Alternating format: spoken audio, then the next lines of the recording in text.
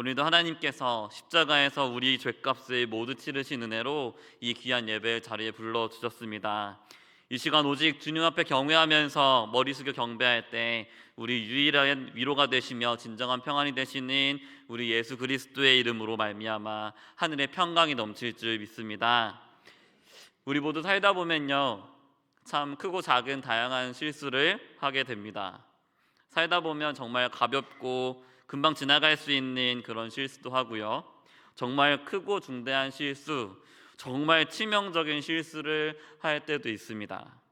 그냥 웃으면서 어이없게 지나가는 실수도 있지만 정말 관계를 틀어지게 할 만큼, 우리 서로의 관계 또 하나님과의 관계를 틀어지게 할 만큼 중대한 실수도 우리는 하곤 합니다. 그런데 우리가 만약에 우리의 실수로 말미암아서 하나님과의 관계가 정말 틀어져 버린다면 어떨까요? 만약에 정말 하나님 앞에 면목이 없고 죄책감이 크게 드는 그런 실수를 한다면 우리의 마음이 어떨까요? 그런 치명적인 실수가 또 그런 실수 때문에 지금 마주하고 있는 결과가 마치 인생의 오점처럼 느껴질 때 우리는 성도로서, 신자로서 어떻게 살아가야 할까요? 오늘 본문에 보니까요, 이스라엘 백성이 굉장히 치명적인 실수를 하고 난처한 상황에 빠져 있습니다. 오늘 본문 말씀은 이스라엘 백성이 여리고성과 아이성을 완전히 무찌르고 이긴 직후의 이야기입니다. 분위기가 많이 올라가 있는 상태이죠. 이스라엘 백성은 하나님의 은혜로 말미암아서 여리고성을 함락시키고요, 또한 아이성도 승리합니다. 이스라엘 백성들이 하나님을 경외하며 그분의 말씀에 순종하여 전쟁에 참여했을 때요, 하나님이 그 전쟁을 직접 수행하시고 또 하나님께서 그 성들을 직접 함락시키시니 그 성들이 이스라엘 백성들을 이길 방도가 없었습니다. 이스라엘 백성들은 이제 하나님의 백성으로서 그 영광스러운 승리를 누리며 정말 기뻐하고 있는 상황이었습니다. 그런데요, 이렇게 큰 승리를 누리고 있다고 해서 이스라엘은 긴장을 놓아서는 안 됐던 것이죠. 왜냐하면 아직 하나님께서 약속하신 땅을 완전히 차지하기 위해서는 아직 수행해야 할 전쟁들이 굉장히 많이 남아있기 때문입니다. 그들은 이제 겨우 가나안 땅에서 성 2개를 차지한 상태였습니다. 그런데요, 상황만 한번 살펴본다면 이스라엘 백성은 지금 여리고성과 아이성 전투를 통해서 굉장히 큰 승리를 거두었습니다. 이제 그들은 우리가 하나님의 백성이라면, 하나님의 말씀이라면 분명히 승리할 것이다 라는 공식도 배웠습니다. 그리고 이제 이런 전쟁에 대해서, 이스라엘에 대해서 가나안 전역에 다 소문이 퍼졌습니다. 완전히 난리가 났습니다. 이스라엘이라는 백성이 애굽에서 종으로 있었는데 여호와 하나님이라는 신이 그들을 애굽에서 탈출하게 하셨고, 이제 우리와 같이 있던 여리고성과 아이성을 무너뜨리셨다. 그리고 이제 우리와 싸우러 오고 있다라는 소문이 가나안 땅 전역에 퍼집니다. 이 소식 앞에서 가나안 사람들은 딱 2가지의 반응으로 갈렸습니다. 하나는 그 가나안 땅의 모든 왕들이, 모든 백성들이 이스라엘에 맞서 싸우기 위해서 동맹하는 반응이었습니다. 이제 가나안 땅에 점점 더 전운이 짙게 드리워지고 있는 것이죠. 그런데 또 하나의 반응이 있었습니다. 그 반응은 오늘 본문에 등장하는 기브온 족속의 반응입니다. 이들은 어떤 반응을 보이냐면요, 다른 사람들이 힘을 합쳐서 여호와의 군대와 싸우려는 시도를 하고 있을 때 이들은 꾀를 냈습니다. 왜냐하면 자신들의 계산에 이스라엘의 하나님께 분명히 이기지 못할 것이다 라는 계산이 섰기 때문입니다. 이들은 꾀를 내서요, 자신들의 신분을 숨기고 아주 먼 땅에서 온 척을 하면서 이스라엘에게 접근합니다. 그리고 화친하자는 조약을 맺자고 합니다. 이들은 사신의 모양을 정말 멀리서 온 것처럼 꾸몄습니다. 다 헤어져서 찢어지기 직전인 가방을 메고요. 다 헤어져서 심지어 찢어져서 다시 꼬맨 그런 포도주 부대를 나귀에 실어줍니다. 그리고 다 낡아서 찢어진 그리고 다시 꿰맨 신발을 신겨주고요. 아주 낡은 옷을 입혀줍니다. 그리고 완전히 다 말라버린 그리고 곰팡이가 핀 떡을 준비해서 그들의 짐에 넣어줍니다. 이렇게 온갖 치장을 다한 사신은 이제 여호수아에게 가서요, 나는 아주 먼 나라에서 왔다, 너희와 화친하고 싶다 라고 이제 이스라엘을 속이는 겁니다. 자신의 신분은 다 숨기고 이스라엘에게 화친하자고 조약을 맺자고 하는 것이죠. 여기서요, 이스라엘 백성들에게 하나님께서 먼저 주신 원칙이 있었습니다. 하나님의 명령이 있었습니다. 신명기 7장과 20장을 보면요, 7장에서 하나님은 이스라엘 백성들에게 가나안의 7 족속을 어떤 여지도 없이 다 진멸하라고 명령하십니다. 그들과 어떤 언약도 맺지 말고 또한 그들을 불쌍히 여기지도 말라고 명령하십니다. 그리고 그 명령의 좀 더 구체적인 시행 사항으로요, 그들과 절대 혼인하지 말고 그들이 가지고 있는 모든 우상을 다 깨부숴 버리라고 명령하십니다. 왜 그러냐면요, 가나안 땅 사람들이 하나님의 백성인 이스라엘 백성들을 유혹해서 하나님에게서 떠나서 그들의 신을 섬기도록 만들기 때문입니다. 가나안 땅의 문화가 슬금슬금 이스라엘 백성 안으로 들어오면 이스라엘 백성들은 하나님만 섬기는 것이 아니라 다른 우상들까지 섬기게 되기 때문입니다. 이러한 신뢰가 우리는 솔로몬에게서 발견된다는 것을 알 수 있습니다. 실제로 솔로몬 외에도 이스라엘의 역사 속에서 정말 많이 반복되고 있죠. 그래서 하나님께서는요, 그러한 이스라엘을 아셔서 가나안의 7 족속을 완전히 멸하라고, 여지도 두지 말라고, 불쌍히 여기지도 말라고 명령하셨던 것입니다. 그런데 신명기 20장에 보면요, 그들에게는 20장에서 가나안 7 족속에게는 불쌍히 여기지도 말라고, 완전히 진멸하라고 하시지만 지역적으로 멀리에 있는 그런 족속들에게는 먼저 화평을 청하라고 말씀하십니다. 오늘 10절 말씀과 15절에서 18절 말씀을 잠깐 보도록 하겠습니다. 제가 읽겠습니다. 내가 어떤 성읍으로 나아가서 치료할 때에는 그 성읍에 먼저 화평을 선언하라. 내가 내게서 멀리 떠난 성읍들 곧 이 민족들에게 속하지 아니한 성읍들에게는 이같이 행하려니와 오직 내 하나님 여호와께서 내게 기어 불어주시는 이 민족들의 성읍에서는 호흡이 있는 자를 하나도 살리지 말지니 곧 헷 족속과 아모리 족속과 가나안 족속과 브리스 족속과 히위 족속과 여부스 족속을 내가 진멸하되 내 하나님 여호와께서 내게 명령하신 대로 하라. 이는 그들이 그 신들에게 행하는 모든 가증한 일을 너희에게 가르쳐 본받게 하여 너희가 너희의 하나님 여호와께 범죄하게 할까 함이니라. 아멘. 하나님은 저 멀리에 있는 족속들에게는 먼저 화평을 선언하되 가나안의 7 족속에게는 여지도 주지 말고 반드시 진멸하라고 명령하십니다. 왜냐하면 18절 말씀과 같이 모든 가증한 일을 본받게 해서 이스라엘이 범죄하게 할까 함이었습니다. 그리고 기브온 족속은요, 오늘 이스라엘 백성을 속이고 온 기브온 족속은요, 히위 족속에 속한 백성들이었습니다. 문제는 무엇입니까?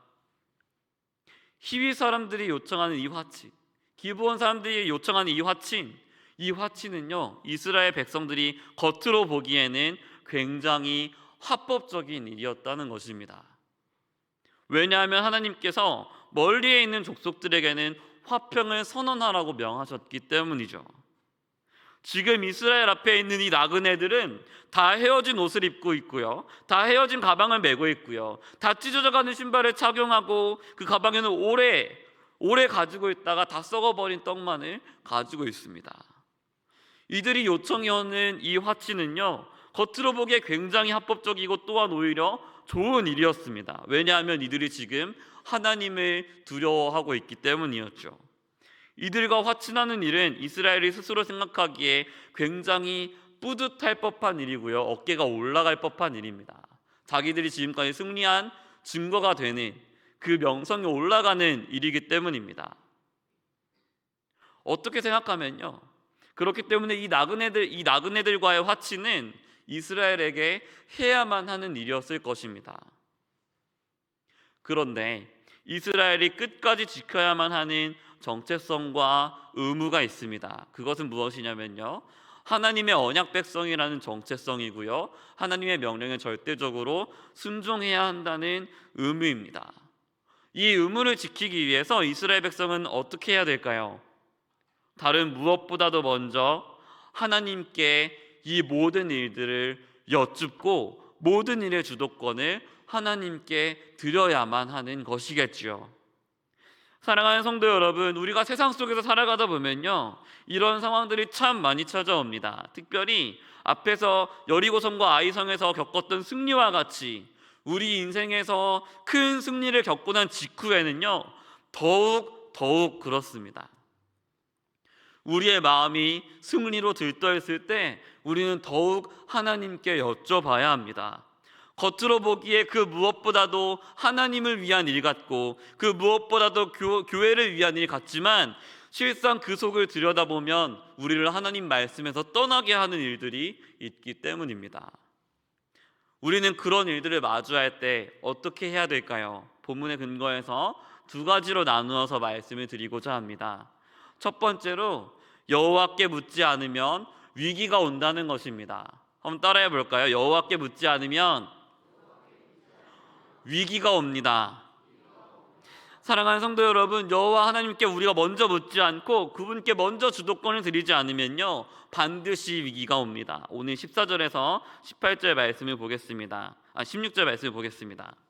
함께 읽겠습니다. 무리가 그들의 양식을 취하고는 어떻게 할지를 여호와께 묻지 아니하고, 여호수아가 곧 그들과 화친하여 그들을 살리라는 조약을 맺고 회중 족장들이 그들에게 맹세하였더라. 그들과 조약을 맺은 후 사흘이 지나서야 그들이 이웃에서 자기들 중에 거주하는 자들이라 함을 들으니라. 아멘. 오늘 본문에 보니까 이스라엘에게 위기가 시작됐습니다. 무리가 그들의 마르고 곰팡이 난 떡과 포도주를 보고 어떻게 할지 여호와께 묻지 않습니다. 그들은 하나님께 묻지 않고 그들과 화친하면서 여호와의 이름으로 맹세했습니다. 겉으로 보기에 정말 기쁜 일 같았습니다. 그런데요, 그들의 기쁨은 오래가지 않았습니다. 그 조약을 맺은 지 딱 3일이 지나서 이스라엘은 그들과 화친했던 그 나그네들이 기브온 족속이었다는 것을 알게 되었습니다. 그들은 하나님의 명령을 따라서 가나안의 7 족속을 남김없이 진멸해야만 했습니다. 그런데 그들이 한 조약 때문에 그들을 진멸할 수 없었습니다. 이제 이스라엘 백성은요, 가나안 7 족속을 진멸하라는 하나님의 명령과 또 하나님의 이름으로 그들에게 체결한 조약 사이에서 굉장히 극심하게 갈등하게 되었습니다. 그들이 왜 이런 치명적인 위기에 놓였을까요? 14절은 원인을 이렇게 기록하고 있습니다. 여호와께 묻지 아니하고.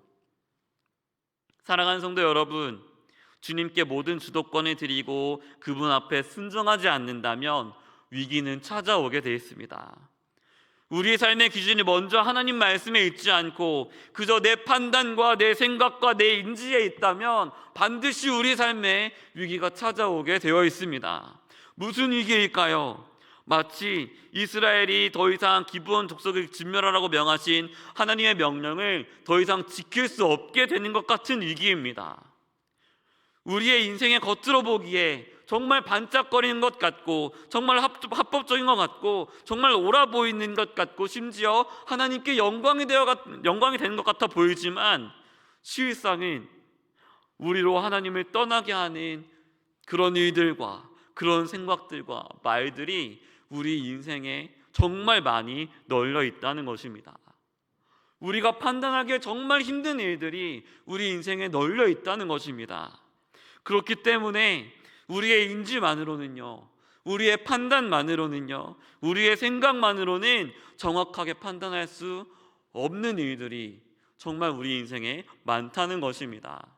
사랑하는 성도 여러분, 하나님 나라를 향해서, 약속된 그 땅을 향해서 믿음으로 나아가는 우리는 먼저 모든 일들의 주도권과 판단 권한을 우리 왕 되신 하나님께 드려야만 합니다.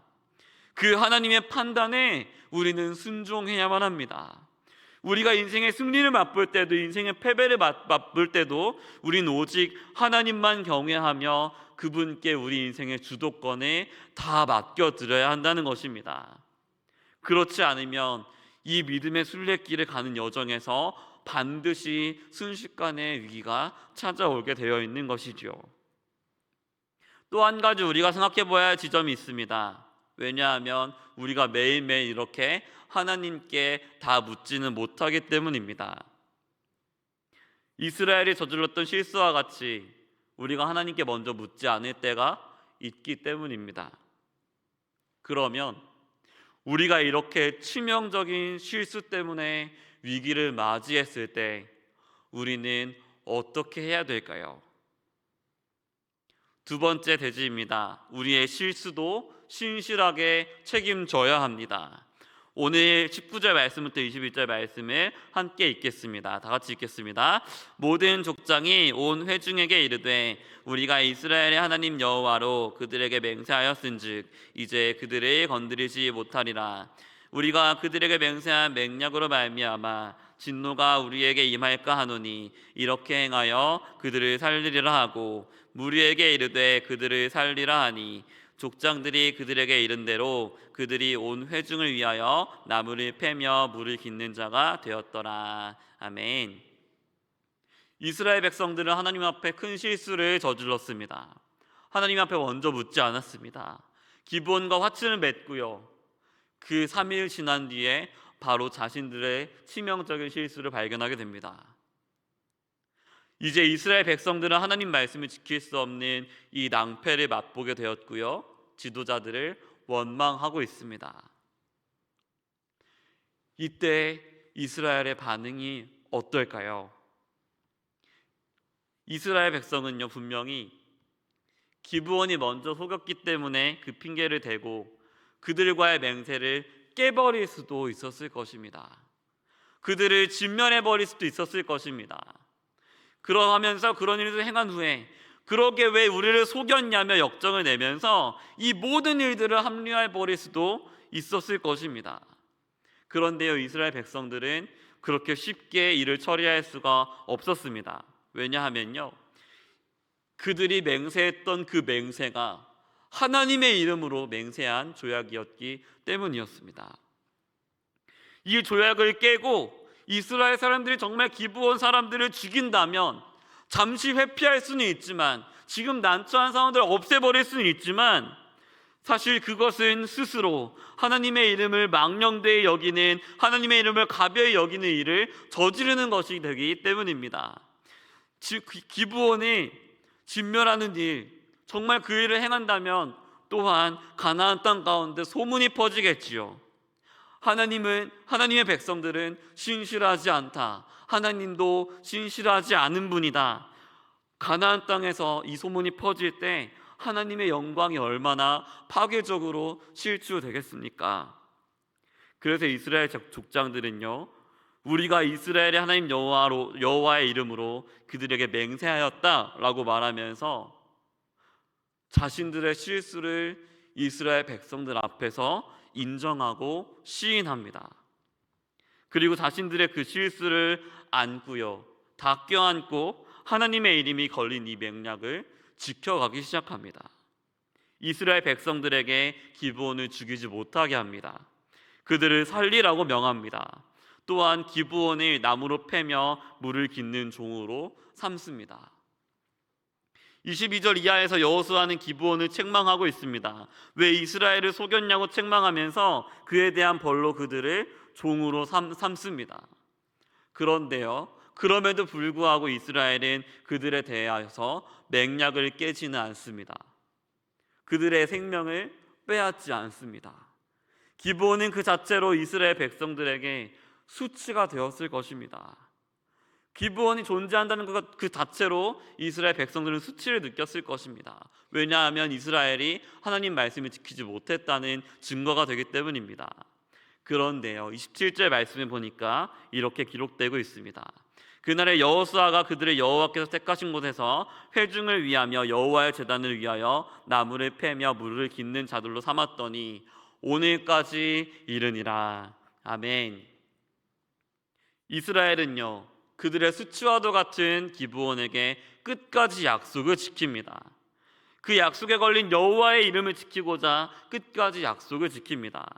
그 실수로 말미암은 수치와 아픔을 껴안고 그 실수로 인한 책임을 모두 껴안고 부정하지 않고 회피하지 않고 이스라엘은 기브온을 끝까지 책임졌습니다. 사랑하는 성도 여러분, 우리가 살다 보면 실수를 합니다. 그 실수로 말미암은 여러 가지 수치도 당하기도 합니다. 그런 수치를 당할 때 우리 마음에는 그러한 수치와 아픔과 책임을 회피하고 싶은 마음도 듭니다. 애초부터 하나님 명령은 이런 것이었어 하고 내 실수를 부정하고 그 상황들을 부정하면서 책임을 모두 회피하면서 그저 뻔뻔하게 나아갈 수도 있는 것이죠. 그러나 정말 하나님의 약속을 믿는 성도라면요, 우리의 실수도 우리의 수치도 회피해서는 안 됩니다. 도리어 우리의 실수와 착오가 들어간 그 상황을 정직하게 마주하고 거기서 책임을 다해야 합니다. 왜냐하면 우리를 부르시고 우리를 보내신 하나님의 이름이 그 자리에, 우리를 부르신 그 자리에 걸려 있기 때문이지요. 그런데 우리가 다시 한번 살펴봐야 될 것이 있습니다. 27절에서 기브온이 어디에서 일하고 있는지입니다. 그들은 여호와께서 택하신 곳에서 여호와의 제단을 위하여 나무를 패는 일과 물을 깃는 일을 하고 있습니다. 철저히 진멸됐어야 했던 이방인이 철저히 구별된 거룩한 여호와의 제단을 위하여 일하고 있습니다. 사랑하는 성도 여러분, 이스라엘이 책임을 당했을 때 진멸당해 마땅했던 자들이 하나님의 은혜로 안으로 들어왔습니다. 하나님이 행하신 구원 안으로 들어온 것입니다. 하나님의 백성이 세상 가운데서 책임을 다할 때, 자신의 실수를 마주할 때, 그 책임을 다해갈 때 우리가 예상하지 못한 통로를 통해서 하나님께서 자신의 방법을 통해서 하나님의 은혜를 흘려보내신다는 것을 우린 믿어야 합니다. 우리가 정직하게 믿음으로 하나님의 약속이 이루어질 것을 바라보면서 우리의 실수를 마주할 때 하나님께서는 그런 상황까지도 모두 합력하셔서 선을 이루실 수 있는 분임을 우리는 믿어야 하는 것입니다. 사랑하는 성도 여러분, 여러 혼란스러운 삶의 정황 속에서 우리는 어떤 삶을 살아야 할까요? 우리는 어떻게 하나님 나라를 바라보고 어떻게 그 나라를 향한 발걸음을 옮겨야 될까요? 하나님의 사람들은 하나님의 신실하신 통치를 믿어야 합니다. 하나님 나라를 향해 믿음으로 살아가는 이 삶 속에서 우리는 매일매일 진지하게 하나님 앞에 우리의 삶을 아뢰야 하고요, 여쭤봐야 하고요, 또한 우리의 잘못이 있을 때라면 정직하게 인정하고 회개하며 우리의 책임을 다해 가야 합니다. 결국 우리의 삶이 하나님의 약속에 달려있기 때문입니다. 우리가 잘하거나 못하는 것이 아니라 하나님의 신실하신 약속에 달려있기 때문에 우린 그 약속을 신실하게 믿고 나아가야 하는 것입니다. 하루하루 정말 믿음으로 정직하게 나아가며 부르심을 따라 정직하게 나아가는 우리 수원화산교회가 되기를 주님의 이름으로 축원합니다. 그렇다면 우리 수원화산교회가 반드시 주님 앞에 귀히 쓰임 받는 교회가 될 줄 믿습니다.